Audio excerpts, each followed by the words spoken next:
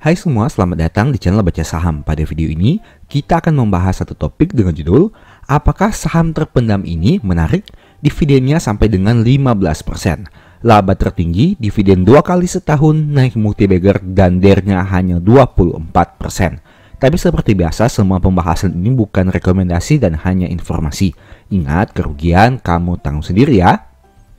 Saat ini kita akan membahas saham TPMA yang merupakan request dari subscriber Baca Saham atau PT Trans Power Marine. Topik pertama, analisa harga saham dan valuasinya. Pertama dari aspek probabilitas.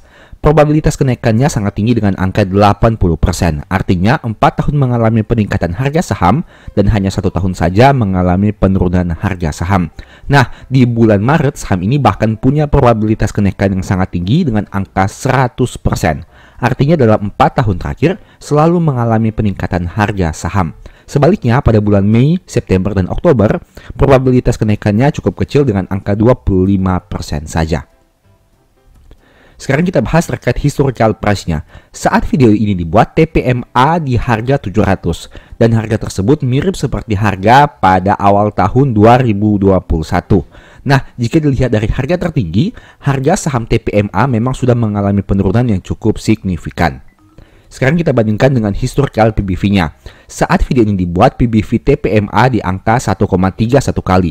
Dan jika dibandingkan dengan harga di tahun 2021, PBV-nya berada pada level yang tidak terlalu berbeda jauh. Itu artinya secara ekuitas, pertumbuhannya tidak terlalu signifikan dalam beberapa tahun terakhir. Topik kedua, proyeksi dividen. Jika melihat data ini, teman-teman bisa lihat bahwa diproyeksikan TPMA akan mengalami peningkatan laba sekitar 21% di tahun 2023. Dari 85 naik menjadi 103 untuk earning per share-nya.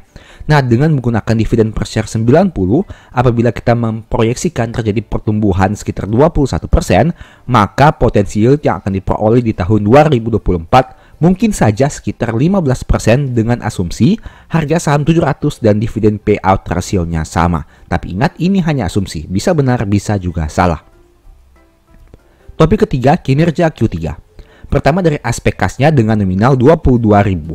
Nah, jika kita bandingkan dengan saldo liabilitasnya sekitar dengan angka yang sama 22.000 sekian juga, maka teman-teman akan mengetahui bahwa perusahaan ini mampu membayar seluruh hutangnya hanya dengan saldo kas yang mereka miliki. Apalagi jika dibandingkan untuk liabilitas sebanyak 22.000 dengan ekuitas yang mencapai 91.000, itu artinya perusahaan ini punya ekuitas yang jauh lebih besar. Dengan kata lain, DER-nya hanya 24% saja atau cenderung rendah.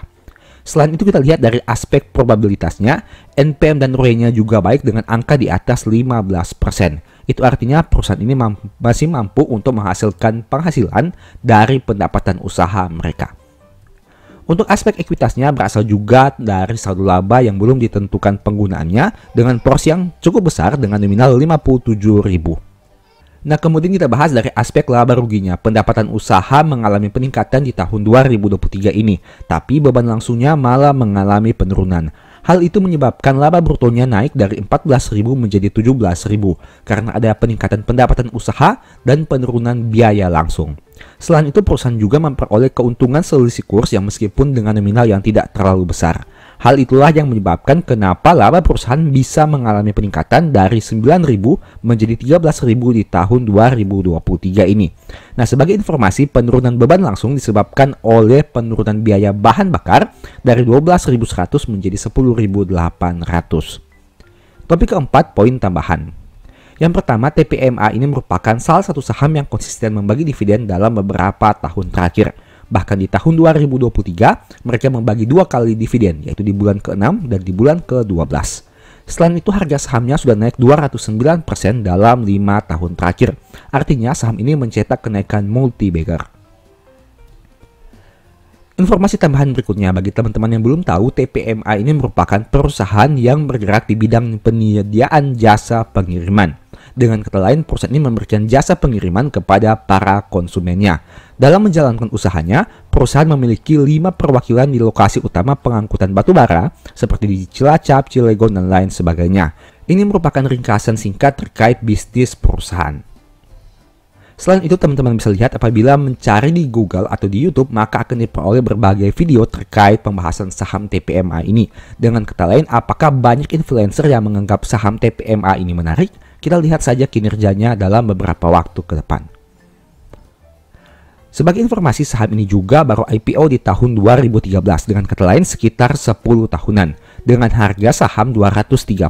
Dan jika dibandingkan dengan harga saat video ini dibuat, harga sahamnya sudah naik signifikan. Topik kelima, poin minus tentang saham ini. Seperti yang kita bahas tadi, dengan harga saham yang sama, PBV-nya tidak menjadi semakin rendah.